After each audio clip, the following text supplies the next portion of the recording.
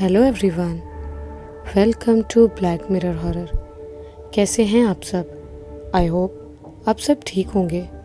आज मैं आप सभी के लिए इफ़रीत जिन का दूसरा पार्ट लेकर आई हूँ और उम्मीद करती हूँ कि आपको ये कहानी पसंद आएगी। कहानी पसंद आ रही हो तो इस वीडियो को लाइक और चैनल को सब्सक्राइब ज़रूर कीजिएगा और साथ ही बेल आइकन भी ऑन कर लीजिएगा, जिससे आपको हमारी सारी कहानियों की नोटिफिकेशंस मिलती रहे। अब तक आपने सुना प्रीति के अंदर काफ़ी सारे बदलाव आने लगे थे। वहीं राजीव को भी प्रीति काफ़ी नॉर्मल नहीं लग रही थी। धीरे धीरे वो अजीब सी परछाई प्रीति पर काबू करने लगी थी। अगर आपने अब तक इस कहानी का पिछला भाग नहीं सुना हो तो पहले उसे सुन ले, उसके बाद ये वाला भाग सुने, वरना आपको कहानी समझ नहीं आएगी। अब सुनते हैं आगे। राजीव जैसे उठा ही था कि अचानक उसकी सांसें थमने लगी। राजीव की नज़र सामने दीवार पर पड़ी, जिसे देखकर उसकी आंखें फटी की फटी रह गई।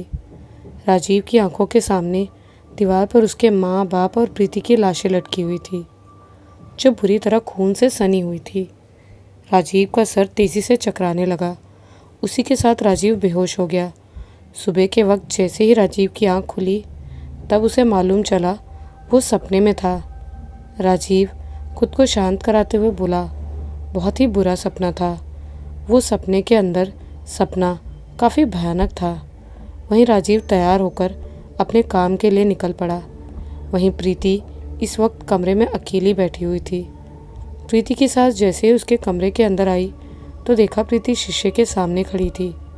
पास के शीशे के अंदर एक भयानक सा साया प्रीति के सामने खड़ा था।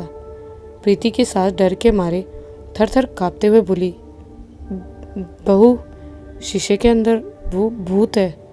जैसे ही प्रीति की सास ने कहा ही था, उतने में प्रीति एकदम से पलटकर अपनी सास को देखने लगी। प्रीति के चेहरे पर थोड़े से घबराहट के भाव नजर आ रहे थे। उसकी सास प्रीति को शीशे की तरफ इशारा कर रही थी। वहीं दूसरे ही पल शीशे के अंदर से भयानक साया गायब हो चुका था। प्रीति ने तुरंत पलटकर देखा तो कुछ नहीं था। प्रीति ने बिना भाव के अपनी सास से कहा, कुछ भी तो नहीं है माँ जी। प्रीति की सास ने जब फिर से देखा तो उसे भी कोई दिखाई नहीं दिया। प्रीति की सास हैरानी से जिद करते हुए बोली, मैंने अपनी आंखों से शीशे के अंदर साये को देखा था। प्रीति की सास बार बार प्रीति से बोले जा रही थी। प्रीति के अंदर गुस्सा तेजी से बढ़ता जा रहा था। दूसरे पल प्रीति का गुस्सा फूट पड़ा। वो गुस्से से गुर्राते हुए बोली, ए बुढ़िया, चुप, तुझे कहा ना यहाँ कोई नहीं है। इतना कहकर प्रीति अपने कमरे से बाहर चली गई। प्रीति का इतना अजीब बिहेव देखकर उसकी सास बेहद हैरान थी। आज से पहले प्रीति ने कभी इतनी बदतमीजी से बात नहीं की। धीरे धीरे प्रीति हर किसी के नज़र में गुस्सैल और बदतमीज़ हो चुकी थी, पर घर वालों को ये लग रहा था मायके से दूर होने के कारण थोड़ा असर पड़ा होगा, इसीलिए प्रीति को कुछ नहीं कहते थे। वहीं दिन पे दिन प्रीति का खिला बदन मुरझाया सा होने लगा था। फिर एक दिन प्रीति काफ़ी अंधेरे कमरे में लेटी हुई थी। कमरे के अंदर इत्र की काफ़ी अच्छी खुशबू आ रही थी। प्रीति सोई हुई थी कि अचानक उसके शरीर पर खरोंचने के निशान उभरने लगे। प्रीति की कलाई खुद ब खुद हवा में उठ गई, जैसे किसी ने उसका हाथ पकड़ रखा हो। धीरे धीरे प्रीति को अपने शरीर पर किसी का भार महसूस होने लगा। प्रीति की आंखें झट से खुल गई। उसने मुस्कुराते हुए कहा, आ गए तुम। प्रीति के चेहरे पर काफ़ी दिन के बाद मुस्कान आई थी। उसके ऊपर एक काला साया बैठा हुआ था और देखते ही देखते उसके शरीर पर काफ़ी सारे जख्म तेज़ी से उभरने लगे। साथ ही प्रीति दर्द से कराहने लगी थी। धीरे धीरे उसकी आहें चीख में बदलने लगी थी। प्रीति काफ़ी तेज़ी से चीखने लगी। पूरे घर में उसकी चीख गूंज पड़ी। नीचे उसके परिवार वाले बैठे हुए थे। छुट्टी का दिन होने के कारण राजीव भी घर पर ही था। राजीव प्रीति की चीख सुनकर एकदम से हैरान हो गया। साथ ही उसके माँ बाप भी हैरान थे। राजीव की माँ बोली, बहू चीख क्यों रही है बेटा? इसके बाद राजीव और उसके माँ बाप दोनों तेज़ी से दौड़ते हुए ऊपर की तरफ भागे। जैसे ही तीनों प्रीति वाले कमरे के पास पहुंचे, प्रीति ने अंदर से दरवाज़ा बंद कर रखा था। राजीव जोर से दरवाज़ा बजाते हुए बोला, प्रीति क्या हुआ? तुम अंदर से गेट बंद करके क्या कर रही हो? पर प्रीति ने कुछ जवाब नहीं दिया। राजीव बार बार गेट खटखटाया जा रहा था, पर प्रीति के चीखों के अलावा और कुछ सुनने को नहीं मिल रहा था। दूसरे ही पल राजीव के पापा ने कहा, बेटा गेट तोड़ दे। वही राजीव काफ़ी जोर से दरवाजे पर लात मारने लगा। अंदर से एक भयानक आवाज़ सुनाई दी, चला जा मेरी प्रीति को छोड़कर, वरना पूरा घर तबाह कर दूंगा। ये आवाज़ काफ़ी गुस्से वाली और डरावनी सुनाई दे रही थी, पर राजीव फिर भी नहीं रुका। राजीव लगातार दरवाजे को खोलने की कोशिश करते रहा। कुछ ही देर में गेट खुल गया। जैसे ही गेट खुला तो सबकी आंखें फटी की फटी थी। सामने प्रीति बिस्तर पर अर्धनग्न अवस्था में घायल पड़ी हुई थी। राजीव के माँ बाप ने तो तुरंत मुंह घुमा लिया था। राजीव तेज़ी से दौड़कर प्रीति के पास गया। ऐसा लग रहा था जैसे उस साये ने प्रीति के शरीर को बुरी तरह से नोच लिया हो। प्रीति के साथ मानो किसी ने बुरी तरीके से ज़बरदस्ती की हो, जिस कारण वो होश में भी नहीं थी। राजीव ने जल्दी से पास में रखी चादर से प्रीति के शरीर को ढक दिया। राजीव की माँ तुरंत राजीव के पास आते हुए बोली, मुझे तो लग रहा है इस पर किसी का साया है। राजीव भी सोच में पड़ चुका था। राजीव की माँ ने तुरंत आगे कहा, इसे एक बार ना किसी झाड़ फूँक करने वाले को दिखा देते हैं, शायद तब जाकर ये ठीक हो। ठीक है माँ, एक बार दिखा लेते हैं, राजीव ने उदास मन से कहा। इसके बाद राजीव की माँ किसी मज़ार के ओझा को लेकर आई। उस ओझा ने अपने तन पर हरे रंग का चोला पहन रखा था, हाथ में एक झोला लटका हुआ था। वो आदमी जैसे ही घर के अंदर कदम रखा ही था, उसे किसी रूहानी ताकत का एहसास होने लगा। वो आदमी इधर उधर देखते हुए बोला, साया है इस घर पर। वो धीरे धीरे हावी हो रही है। राजीव की माँ तुरंत पलट कर बोली, ये क्या कह रहे हैं बाबा? किसका साया है घर पर? कौन सी रूहानी शक्ति है? वो आदमी अपनी आंखें बंद करके कुछ शब्द बुदबुदाने लगा, जैसे कोई मंत्र पढ़ रहा हो। दूसरे पल अपनी आंखें खोलकर बोला, ऐसे नहीं पता लगा पा रहा, मुझे उस लड़की के पास लेकर चलो। राजीव की माँ उस ओझा को लेकर ऊपर वाले कमरे में गई। कमरे में जाने से उस आदमी ने अपने झोले से मिट्टी का छोटा कटोरा निकाला, उसमें लोबान डालकर जला दिया। थोड़े ही पल में काफ़ी सारा धुआं निकलने लगा। लोबान के कटोरे को उठाकर वो आदमी सीधा कमरे के भीतर चला गया और प्रीति के पास उसके बिस्तर पर चित होकर पड़ी प्रीति को देखने लगा। पास में राजीव भी बैठा हुआ था। धीरे धीरे लोबान का धुआं प्रीति के नाक के अंदर समाने लगा, साथ ही पूरे कमरे में धुआं भरता गया। प्रीति की झटके से आंखें खुल गई। उसे देखकर लग रहा था जैसे साया उसके अंदर समाया हो। प्रीति गुस्से से गुर्राने लगी। उसकी गुर्राहट की आवाज़ उस आदमी को साफ साफ सुनाई दे रही थी। वो आदमी प्रीति की तरफ देखते हुए बोला, कौन है तू? इस मासूम बच्ची ने क्या बिगाड़ा है तेरा? जो भी है छोड़ दे इसे, वरना सही नहीं होगा। इस पर प्रीति की भयानक आवाज़ सुनाई दी, चला जा वरना यहाँ से सीधा कब्र में जाएगा। वो आदमी अपनी आंखें बंद करके कुरान की आयत पढ़ने लगा, पर उस साये के ऊपर कोई असर नहीं हो रहा था। लोबान के धुएं से प्रीति को तकलीफ़ होने लगी थी। प्रीति ज़ोर से छटपटाने लगी, जैसे उसका शरीर जल रहा हो। प्रीति ने भारी आवाज़ में कहा, लगता है तू ऐसे ही नहीं मानने वाला, तू अपनी मौत चुनकर ही आया है। प्रीति ने अपनी पूरी जान लगाकर चिल्लाया। उसके चिल्लाने की आवाज़ पूरे कमरे में तबाही बनकर बरसने लगी।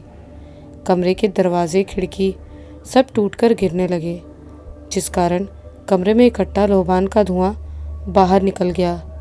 वो आदमी काफ़ी सन्न होकर खड़ा था, मुंह से एक आवाज़ तक नहीं निकल रही थी। इसके बाद वो आदमी घबराहट भरी आवाज़ में राजीव की माँ से बोला, इसके अंदर कोई साधारण आत्मा नहीं, जिन का साया है, और ये जिन कोई साधारण नहीं है। वो आदमी आगे बहुत कुछ कहना चाहता था, पर उस आदमी के अंदर डर बैठ चुका था। डर के मारे पांव थर-थर काँप रहे थे। वहीं प्रीति के अंदर जिन ने टूटी हुई खिड़की का बड़ा सा नुकीला शीशा हवा में तेज़ी से फेरने लगा। वो आदमी थरथराते हुए बड़बड़ाने लगा, ए खुदा मेरी मदद कर, मुझे जिन से बचा। कई सारे छोटे बड़े शीशे उस आदमी के शरीर के अंदर घुसने लगे। उसके कपड़े कब फटकर अलग हो गए उसे खुद पता नहीं चला। दूसरे ही पल एक बड़ा सा शीशा सीधा उस आदमी के पेट में अंदर आर पार हो गया। इसके साथ ही वो आदमी ज़मीन पर गिर पड़ा।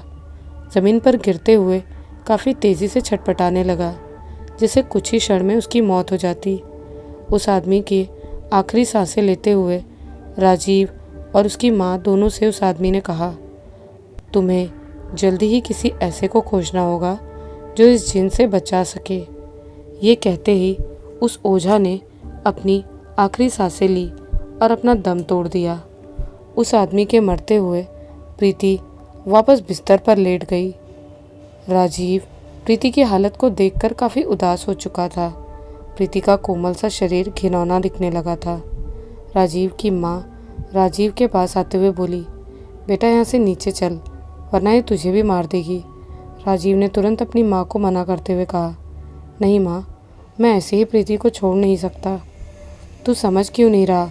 ये प्रीति नहीं जिन है, जिन ने प्रीति के शरीर को अपने काबू में कर लिया है। ये तुझे भी नुकसान पहुँचा देगी, इसीलिए नीचे चल। राजीव की माँ बार बार जिद कर रही थी। आखिरकार कुछ पल में राजीव अपनी माँ की बात मानकर नीचे चला गया। वहीं राजीव अपनी बीवी को बचाने के लिए कई ओझा और तांत्रिक के पास जाने लगा, पर कोई भी जिन को दूर भगाने में असमर्थ था। राजीव का विश्वास टूटता जा रहा था। वहीं एक दिन राजीव और उसके परिवार वाले नीचे बैठे हुए थे, तभी ऊपर से प्रीति बाहर आते हुए दिखी। वैसे प्रीति काफ़ी दिन के बाद उस कमरे से बाहर निकली थी। प्रीति को बाहर आया देख राजीव के चेहरे पर एक पल के लिए खुशी दौड़ पड़ी। उसे लग रहा था कि प्रीति सही हो गई है। जैसे ही प्रीति नीचे आई, उतने में राजीव ने प्रीति को कस के पकड़ लिया, पर प्रीति का चेहरा फिर से गुस्से से बौखलाने लगा। राजीव के पिता उसे प्रीति से दूर करते हुए बोले, बेटा, बहू अभी ठीक नहीं हुई है, तुम उससे दूर हो जाओ। पर राजीव मानने को ही तैयार नहीं था। उतने में प्रीति ने राजीव को एक जोर का धक्का दिया। राजीव सीधा कुछ दूर जाकर गिरा और वो दर्द से काफ़ी कराहने लगा। प्रीति ने भयानक तरीके से हंसते हुए कहा ना, प्रीति मेरी है, इसके पास आने की कोशिश मत कर। इसके बाद प्रीति सीधा नीचे बेसमेंट की तरफ जाने लगी। राजीव जैसे तैसे उठकर प्रीति का पीछा करने लगा। प्रीति तेज़ कदमों से बेसमेंट की तरफ बढ़ रही थी। राजीव ने प्रीति को टोकते हुए दर्द भरी आवाज़ में पूछा, तुम नीचे क्या करने जा रही हो? इस पर प्रीति ने तुरंत पलटकर कहा, नीचे मेरी कब्र है, मुझे अपने कब्र में लेटना है। काफ़ी सालों से बेसमेंट में नहीं गया। प्रीति सीधा बेसमेंट के गेट के पास पहुंच गई और जल्दी से उसे खोलकर अंदर घुस गई। राजीव उसी के पीछे पीछे था। राजीव ने देखा बेसमेंट के अंदर वाले कमरे में हल्का अंधेरा था, बहुत कम ही दिख पा रहा था। राजीव ने सामने बेसमेंट में काफ़ी सामान रखा हुआ देखा। वहीं ज़मीन पर एक बड़ी सी कब्र बनी हुई थी। राजीव आज से पहले कभी बेसमेंट में नहीं गया था, तो उसे मालूम भी नहीं था उस कब्र के बारे में।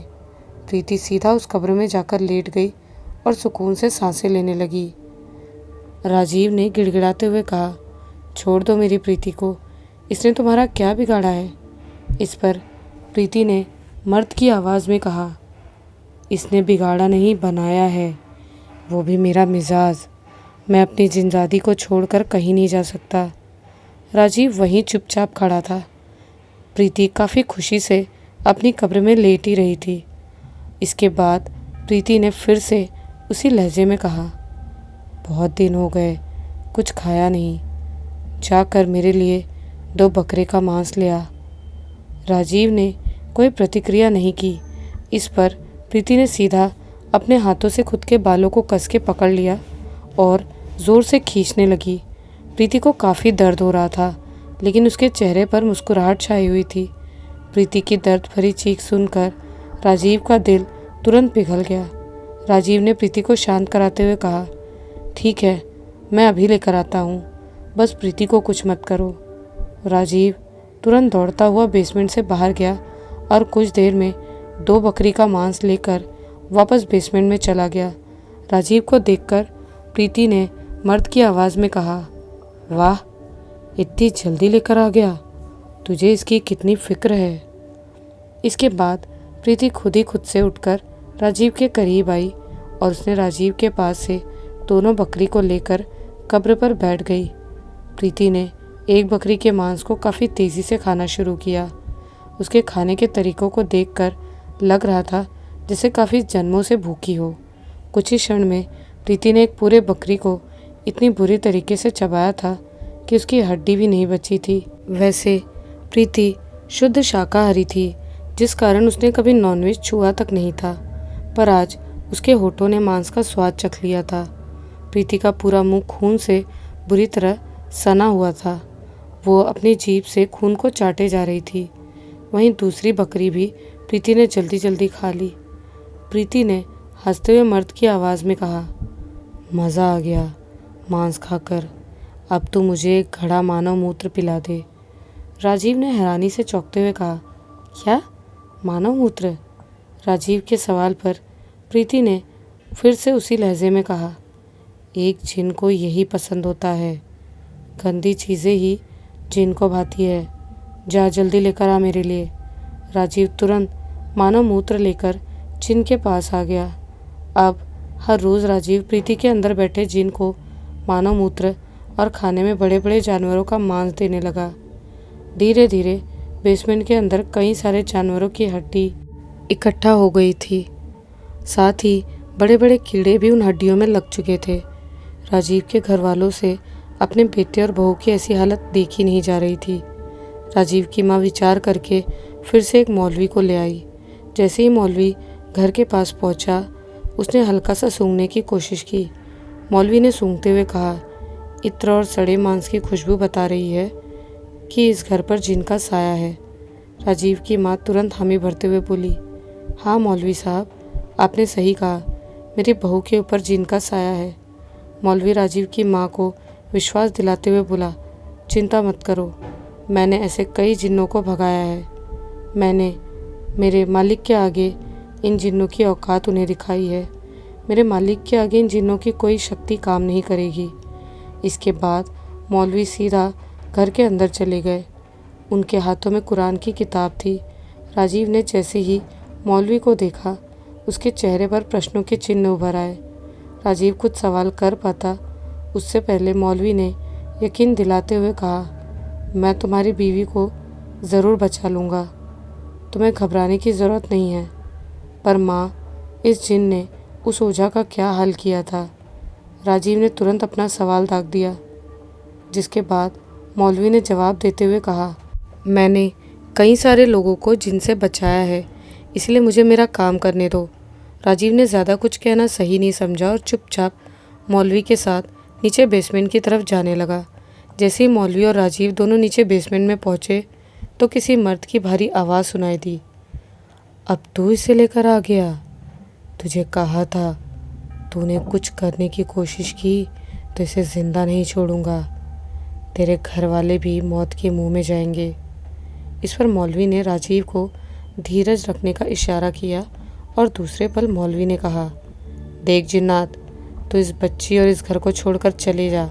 तेरा ठिकाना इंसानों के बीच नहीं है, चला जा किसी दूसरे जगह। इस पर प्रीति ने तुरंत भारी आवाज़ में कहा, नहीं जाऊंगा इसे छोड़कर। अगर तूने मेरे और मेरी जिनजादी के बीच खलल डालने की कोशिश की तो सही नहीं होगा। लगता है तू ऐसे नहीं मानने वाला, मौलवी ने गुस्से में कहा। अगले पल मौलवी ने अपनी जेब से एक शीशी निकाली और जिन को दिखाते हुए कहा, अब तुझे पता चलेगा। मौलवी के हाथ में रखी शीशी के अंदर पाक जल था। उसने तुरंत शीशी का पाक जल प्रीति के शरीर पर छिड़क दिया। कब्र में लेटी प्रीति तेज़ी से छटपटाने लगी। जिन को तड़पता देखकर मौलवी हल्का सा मुस्कुराया और अपने हाथ में रखे कुरान से कुछ आयत का उच्चारण करने लगा। धीरे धीरे मौलवी के शब्दों से जिन को और भी ज़्यादा बेचैनी होने लगी। प्रीति ने तुरंत बौखलाते हुए कहा, चुपचाप चला जा मौलवी, वरना तेरी भी कब्र यहीं होगी। मौलवी लगातार कुरान की आयतें पढ़े जा रहा था।